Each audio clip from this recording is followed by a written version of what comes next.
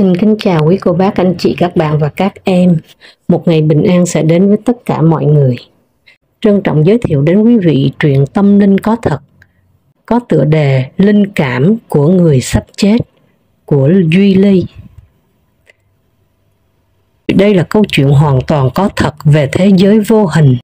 Trong đó, người thân trong gia đình, dòng họ trực tiếp tham gia, chứng kiến hoàn toàn không thêu dệt hay thêm thắt. Câu chuyện thứ nhất, ông nội tôi. Nhà tôi hồi còn ở quê vẫn giữ nếp cũ, 2-3 thế hệ sống chung trong một nhà. Bố tôi là con trưởng nên ông bà nội ở chung với gia đình tôi. Bà nội tôi mắc bệnh hiểm nghèo, mất khi mới ngoài 60 tuổi. Chỉ còn ông nội tôi. Ông đã ngoài 80 tuổi nhưng vẫn khỏe mạnh, minh mẫn. Trong làng bằng tuổi ông tôi không còn nhiều, chỉ còn vài cụ, nhưng cụ nào cũng mắt mờ, chân chậm, đi lại ăn uống đều khó khăn. Riêng ông tôi vẫn rắn rỏi hồng hào, hàng ngày giúp đỡ con cháu, lúc thì đan lát rổ rá, lúc thì tưới tắm, cắt tỉa cây cảnh, luông chân luông tay. Một buổi chiều nọ, sau khi đi đánh vài ván cờ với mấy cụ quanh xóm, ông tôi về nhà đột ngột lên cơn sốt, toàn thân nóng bừng, đau nhức. Ông nằm thở dốc từng chập rất khó nhọc. Bố tôi xin cơ quan nghỉ phép 2 ngày đưa ông đi thăm khám nhiều nơi nhưng không ra bệnh. Được gần 1 tuần thì ông tôi như lả đi, cố gắng lắm cũng chỉ húp được vài muỗng cháo. Bố tôi gọi hết các cô chú trong nhà về cùng tìm cách chữa trị cho ông. Nghe có danh y ở đâu, bố tôi cũng tới năn nỉ mời bằng được. Họ đến nhà bắt mạch, thuốc men đều đặn, nhưng bệnh của ông tôi vẫn không bớt, có chiều hướng ngày càng xấu đi.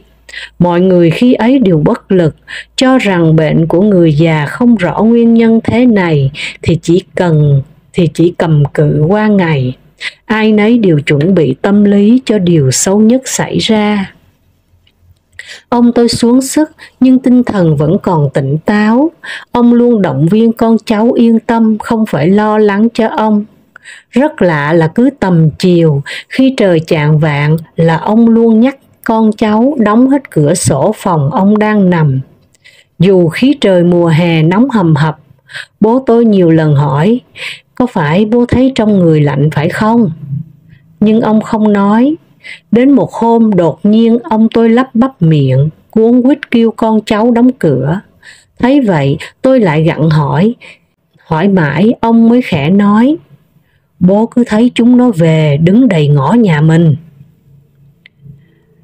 Có ai ngoài ngõ đâu bố. Nhìn ra ngõ xong quay vào bố tôi nói, thằng Đào, cái Tính, cái Mận với mấy đứa trong làng chiều nào cũng đứng đầu ngõ nhà mình nhìn vào chào hỏi bố. Mắt ông thoáng lo lắng một điều gì đó. Bố tôi bất giác giật mình lạnh sống lưng. Ông kể tên toàn những người bạn đồng trang lứa với ông. Có người đã mất từ lâu, có người mới mất cách đây vài tháng. Lẽ nào ông nhìn thấy vong hồn chăng? Không thể. Già yếu, lo nghĩ nhiều đến cái chết mà sinh ra hoảng loạn. Bố tôi quả quyết như thế. Bố đừng lo nghĩ nhiều quá. Chúng con sẽ tìm mọi cách chữa cho bố khỏe lại. Bố già rồi, cũng đến lúc phải đi thôi. Ông tôi thở khè nhẹ nhẹ, khua tay ra dấu con cháu đừng quá bận tâm. Đấy, chúng nó ngoài ngõ đang réo gọi bố, tiếng cái Mận rõ lắm. Trời nhá nhem tối yên ắng, chỉ có tiếng gà mái gọi con vào chuồng. Nhà giờ vắng người, bố tôi không khỏi có cảm giác rờn rợn. Bố bị bệnh lâu ngày bị ảo giác vậy thôi, không có ai kêu gọi gì đâu. Bố tôi cố nói to cho át đi nỗi lo sợ của ông. Một tối, tầm gần 10 giờ, khi cả nhà đang xem tivi, bỗng nghe ông khóc khe khẽ trong buồng. Mọi người đi vào thấy ông nước mắt giàn giụa, miệng miếu máu. Mẹ ơi, đợi cho ông bớt xúc động, mẹ tôi mới hỏi chuyện. Ông kể, vừa nãy bố gặp bà của thằng Hưng. tức là Hưng là bố tôi, đứng ngay cửa buồng cứ khóc mà không nói câu gì. Bố gọi 2 tiếng thì bà đi mất. Nói xong ông lại giấm dứt khóc. Bố tôi thường kể cho cả nhà đời ông nội khổ lắm. Khi ông tôi mới 18 tuổi thì ông cố theo người ta đi vào Nam kiếm việc làm. Gặp thời loạn lạc, ông cố đi biền biệt không có tin tức gì. Sau này hỏi những người đi cùng, họ nói ông đã mất vì bệnh sốt rét trong rừng Tây Nguyên phương Nam. 4 năm sau, bà cố tôi cũng mất. Bà đi chặt củi ở sườn núi Tiên Mai, bị con rắn nhỏ cắn vào chân. Không thấy đau, chỉ hơi rướm máu. Nghĩ rắn không độc, bà vẫn gánh củi về nhà. Chiều hôm ấy, đang vo gạo nấu cơm, thì bà bị ngã quỵ ngay sân giếng. Mọi người tìm cách chữa trị nhưng không kịp, bà không qua khỏi.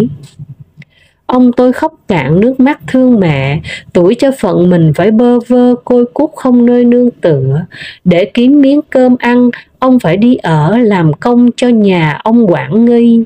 Hàng ngày chăn trâu, cắt cỏ, giã gạo, làm đủ việc đổi lại được miếng cơm cháy canh cặn.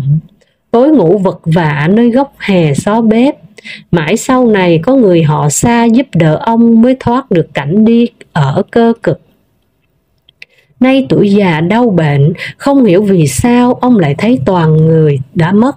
Nhất là nhìn thấy mẹ mình về trong hoàn cảnh như thế này, như một điềm gì báo trước.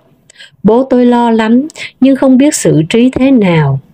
Ông tôi ngày càng yếu đi, cứ đến xế chiều thì lại thầm thì như nói chuyện với ai đó, lúc khóc lúc cười rất kỳ lạ. 2 con chó nhà tôi cứ nửa đêm lại sủa rang như nhà có trộm. Nhiều lần bố tôi tỉnh dậy soi đèn nhưng không thấy gì. Một hôm đột nhiên ông ngồi bật dậy, gọi cả nhà tôi ngồi quanh rồi ông nói: "Đừng có mua thuốc hay bất cứ thứ gì cho bố nữa, tốn kém lắm.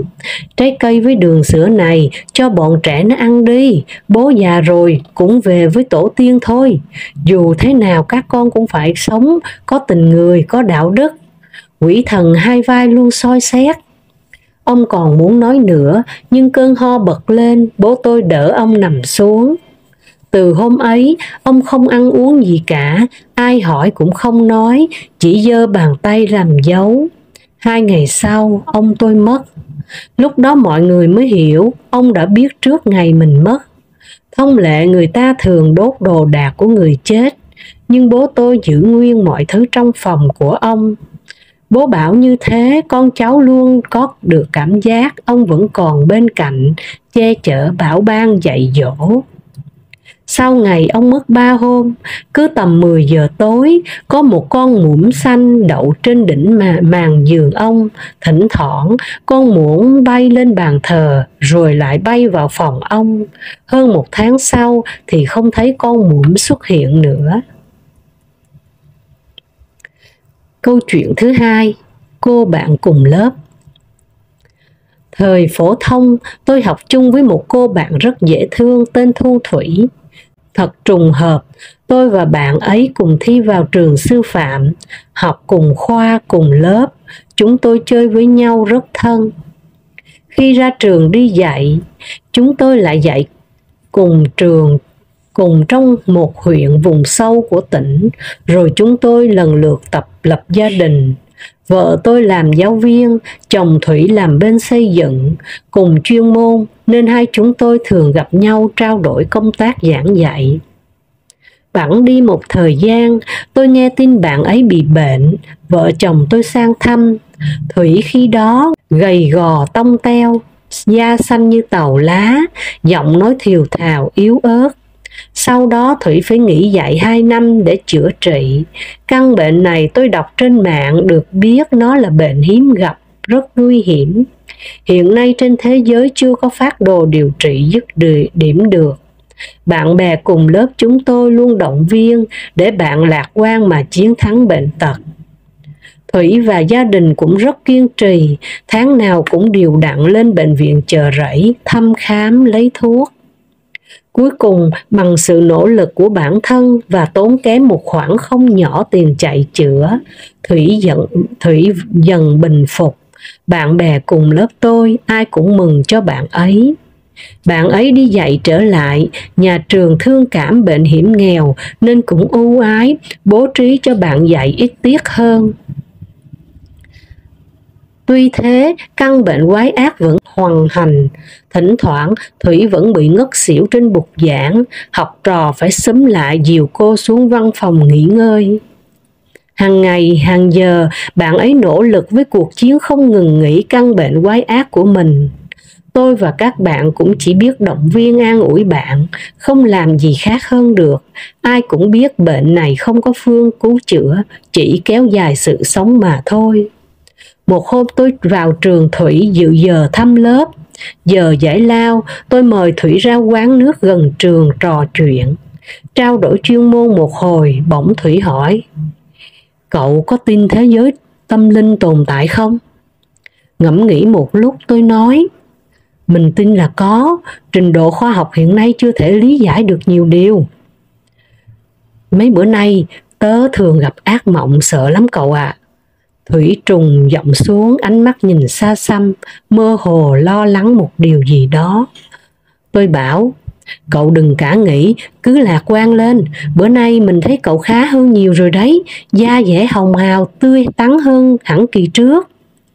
Thủy dường như không để ý đến lời nói của tôi, mặt buồn bã khẽ kể: "Cách đây 2 tuần, mình nằm mơ đi đến một nơi xa lắm, cảnh vật lạ hoắc, chưa từng thấy bao giờ.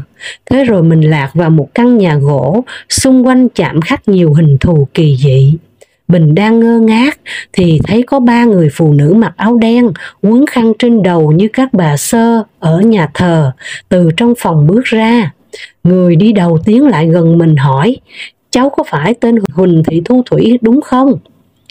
Mình bảo: 'Vâng, cho con hỏi đây là đâu thế ạ?' Một người phụ nữ dáng cao to hơn 2 người kia nói: 'Đây là nhà cháu, phòng cháu ở trong kia kìa.' Nói rồi, người ấy tiến lại cầm tay mình dẫn đi. Chẳng hiểu sao mình cứ thế bước đi mà không hề thắc mắc gì cả.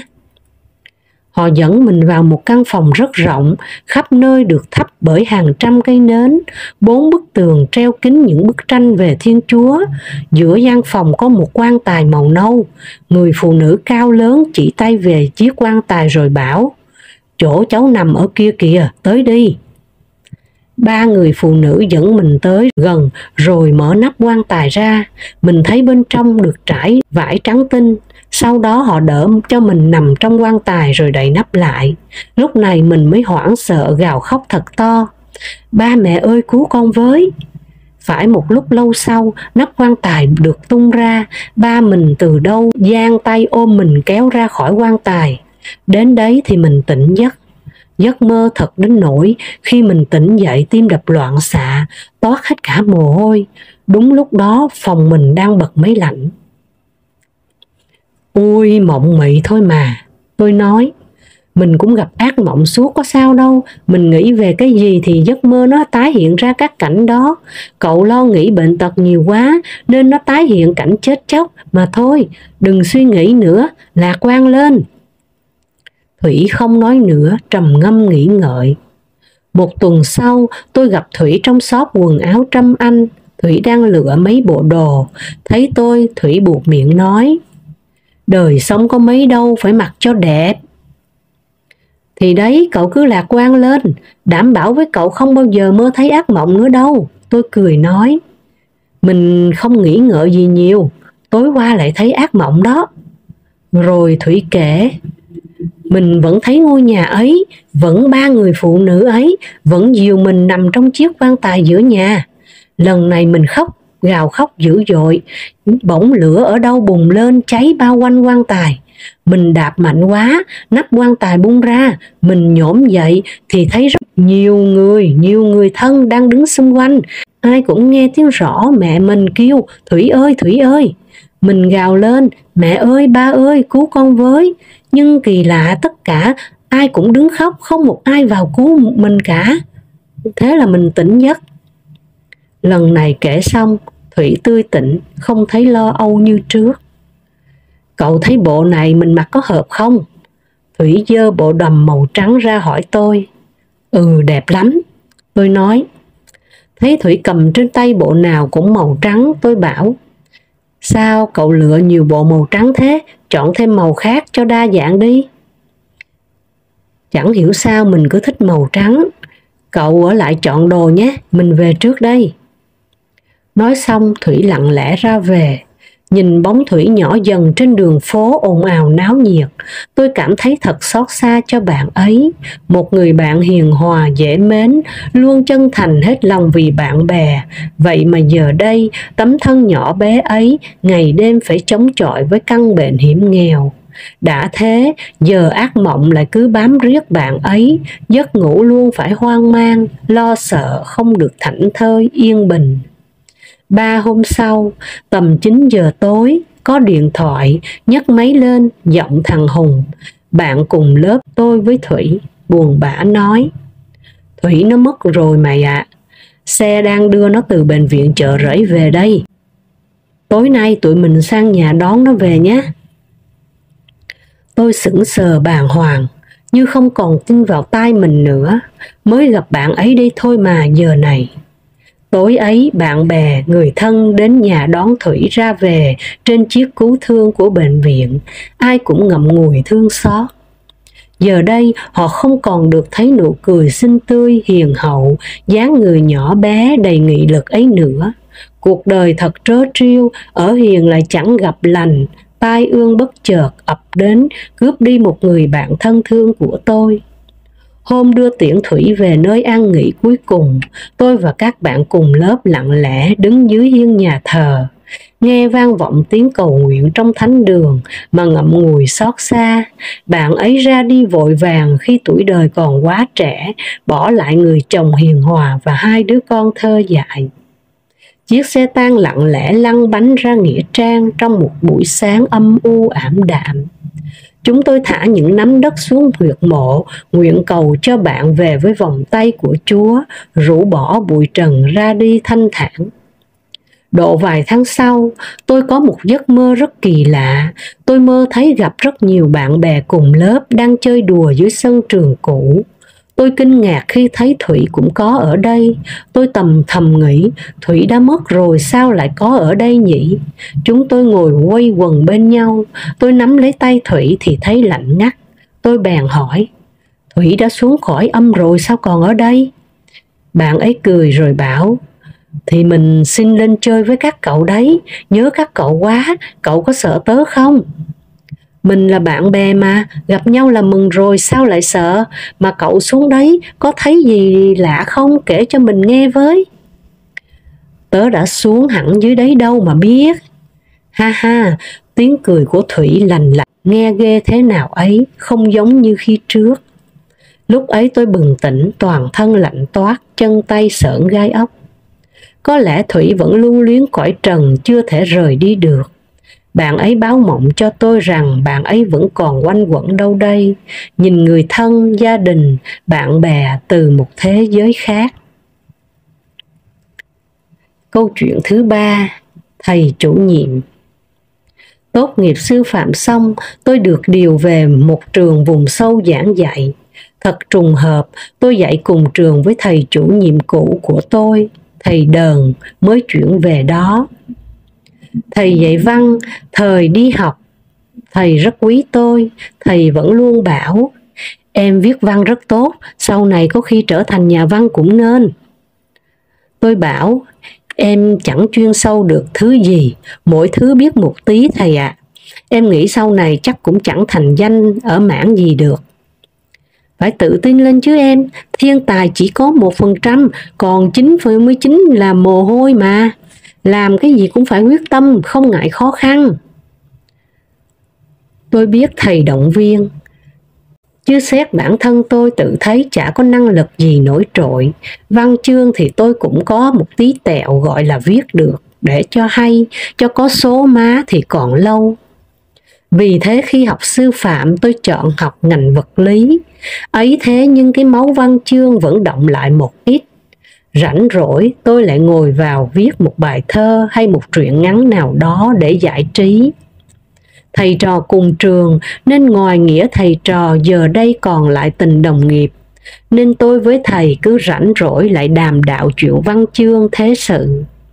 Một hôm đang uống rượu với tôi, thầy bảo: bữa nay thầy uống kém lắm, làm có vài ly thôi mà thấy mệt lả, bụng đau râm ran, trước đây đâu có thế.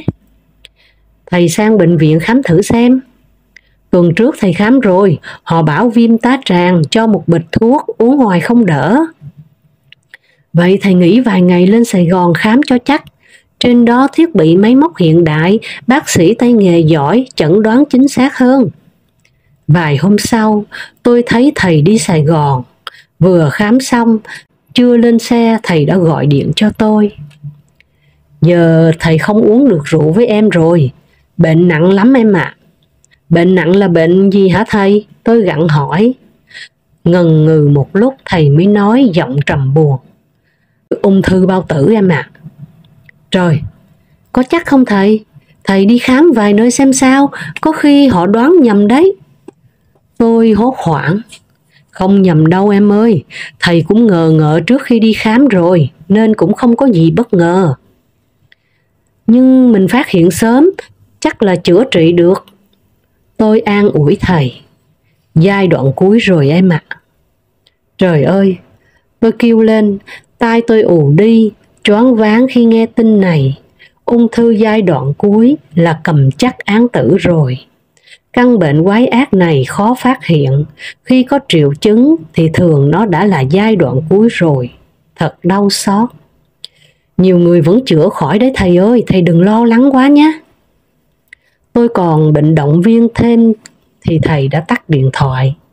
Tôi biết giờ này thầy đang buồn lắm. Nhà giáo nghèo thì tiền đâu mà chữa trị. Suốt mấy năm đi dạy, thầy chỉ có được một căn nhà cấp 4 xây thô, gạch chưa tô trát. Trong nhà chẳng có đồ đạc gì đáng giá ngoài chiếc xe cream tàu cũ kỹ. Từ đó bắt đầu một cuộc sống chiến đấu với bệnh tật của thầy. Chỉ vài lần hóa trị, xạ trị, tóc thầy đã rụng hết. Công đoàn ngành giáo dục kêu gọi ủng hộ giúp đỡ, cũng chẳng thấm vào đâu. Mỗi liều thuốc có giá vài triệu đồng thì tiền núi cũng hết. Thầy gầy quắt lại chỉ còn da bọc xương. Tôi cũng là giáo viên nghèo, thương thầy lắm, nhưng cũng chỉ biết hàng ngày sang trò chuyện cho thầy khuây khỏa, chẳng giúp được gì. Tôi lên Facebook kêu gọi các bạn học cũ mỗi người ủng hộ một ít cho thầy, nhưng cũng không thấm vào đâu. Không đủ tiền, thầy chuyển sang uống các loại lá thuốc theo lời người ta mách. Tôi biết những thứ ấy chỉ chữa bằng niềm tin thôi. Ung thư là căn bệnh y học hiện đại còn bó tay, huống gì mấy bài thuốc dân gian làm sao chữa khỏi được, trừ vài trường hợp ngẫu nhiên may mắn. Một hôm sang nhà thầy, vừa gặp tôi, thầy đưa cuốn album ảnh gia đình cho tôi xem. Dở đến một tấm hình thầy nói: em có thấy gì khác biệt không? Đây là tấm ảnh thầy chụp chung với mấy bạn đồng nghiệp, được ép plastic, khá cũ đã bạc màu, mọi khuôn mặt còn rất rõ, duy nhất mặt thầy bị ố nhòe đi một nửa. Em chỉ thấy khuôn mặt thầy bị ố một chút, ảnh cũ nào cũng vậy mà thầy. Thầy trầm ngâm nói: cái lại là hôm qua không bị thế, chẳng hiểu sao sáng nay mặt thầy trong ảnh lại mất đi một nửa. Thế thì quả cũng lạ thật, sao không ố chỗ khác nhỉ? Tôi biết cuốn album này thầy rất quý, hầu như ngày nào cũng đem ra ngắm. Bố thầy mất đã lâu, chẳng bao giờ thầy mơ thấy bố mình. Thế mà tối hôm qua, thầy mơ thấy ông ấy ngồi uống trà với thầy.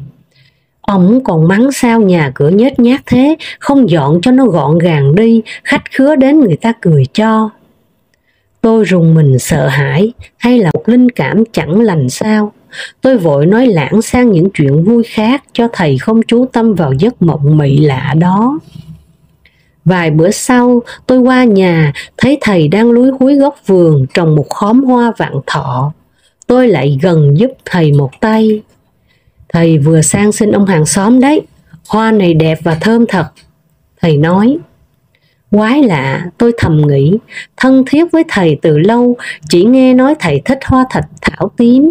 Thầy có làm mấy bài thơ rất hay về loài hoa này. Có khi nào thầy nói thích hoa cúc vạn thọ đâu. Có lẽ bệnh tình làm con người ta thay đổi tâm tính chăng? Khi vào nhà, tôi thấy thầy gói ghém một chồng sách để trên bàn. Chỉ vào chồng sách thầy bảo, đây là những cuốn sách thầy mượn của em, lát nữa em đem về nhé. Ôi, em nhiều sách lắm, thầy cứ để đây mà đọc, em tặng thầy mà. Ai lại thế, tính thầy chả muốn nợ ai thứ gì, sống như thế nào cho thanh thản em ạ. Tôi thấy ngờ ngợ điều gì đó không ổn, đúng là thầy tính ngay thẳng, sòng phẳng, nhưng vài cuốn sách có đáng giá gì đâu, trước đây tôi đã nói tặng thầy cơ mà. Lúc tôi ra về, thầy đưa cho tôi 2 cây bút bi và bảo, mai em lên lớp, trao 2 cây bút này cho thằng Trực và thằng Bảo nhé. Vì trước đây thầy có hứa đứa nào kiểm tra môn văn điểm cao, thầy sẽ tặng bút. Hai đứa nó viết cừ lắm, có khiếu văn chương. Tối hôm sau vào khoảng hơn 9 giờ, tôi được tin thầy nhập viện. Tôi tức tốc chạy sang, nhiều đồng nghiệp cũng có mặt. Bác sĩ chỉ cho đứng ngoài không được vào phòng. Họ bảo nguy kịch lắm rồi. Thầy hiệu trưởng trường tôi bảo đưa thầy lên bệnh viện tuyến trên còn nước còn tát. Các bác sĩ lắc đầu, đừng đưa đi đâu nữa, tốn kém tiền bạc gia đình. Thầy chỉ còn cầm cự tính bằng giờ thôi. Nhiều đồng nghiệp nghe thế đã úp mặt vào tay khóc rấm rứt. Vợ thầy đứng lặng, đôi mắt buồn thẳm, cô không khóc. Tôi biết cả năm nay cô đã khóc cạn nước mắt rồi. Cô đã sẵn sàng đón nhận cái kết cục bi thương này từ lâu rồi. Vài cô giáo không cầm được lòng đã bật tiếng khóc. Tôi sực nhớ ra có một tập truyện của tôi được in hứa tặng thầy mà lâu rồi quên khuấy mất. Mặc dù thầy đã dặn nhớ dành tặng thầy một cuốn. Tôi lao về nhà, truyện tôi tặng thính giả, may mắn vẫn còn một cuốn. Tôi run run ký tặng và nắn nót ghi dòng chữ, học trò luôn mãi ghi nhớ ơn của thầy. Lúc tôi sang bệnh viện đã hơn 10 giờ tối. Khi ấy, vợ thầy từ phòng thầy đi ra, thấy tôi cô nói, thầy vừa nhắc đến em vào gặp thầy đi. Tôi vội vàng bước vào. Em đấy à? Thầy thều thào, giọng nói yếu ớt như gió thoảng. Thầy sẽ ổn thôi, không sao đâu. Tôi run run nói, em tặng sách em viết này, em xin lỗi thầy giờ mới nhớ ra. Thầy có đọc truyện của em viết trên mạng rồi, hay lắm. Sao hôm nay đến bệnh viện đông người thế? Tôi ngó quanh, bệnh viện vắng lặng có ai đâu. Ngoài hành lang chỉ có vài người thân và đồng nghiệp cùng trường đang vịn vào nhau lau nước mắt thôi. Tôi rùng mình ớn lạnh. Tôi nghe nói người sắp chết thường nhìn thấy vong hồn xung quanh. Những hồn ma này đến đón người chết đi. Thầy cứ nghỉ ngơi đi, bác sĩ bảo ngày mai là bớt. Bỗng thầy khẽ mỉm cười, khẽ đưa cánh tay yếu ớt đưa như có ý chào tôi vì biết mình sắp sang thế giới bên kia rồi. Sau đó thầy thiếp đi không biết gì nữa. Đúng 10 giờ 30 thầy đi. Ngày đưa thầy về nơi an nghỉ, cả trường tôi đưa tiễn, thầy trò khóc thương cho số phận mỏng manh của thầy, một người thầy giỏi tâm huyết với nghề. Tôi kính cẩn đặt quyển sách của mình trên quan tài dưới huyệt mộ trước khi từng xẻng đất hắt lên phủ kín, mong thầy ở một thế giới nào đó an nhiên, thanh thản. Chuyện linh cảm của những người sắp chết xin được phép dừng lại ở đây. Chân thành cảm ơn quý vị đã lắng nghe. Hẹn gặp lại mọi người vào lúc 5 giờ 30 sáng trên kênh Cô Khanh Đọc Truyện và lúc 20 giờ trên kênh Truyện Mới Mỗi Ngày. Xin chào.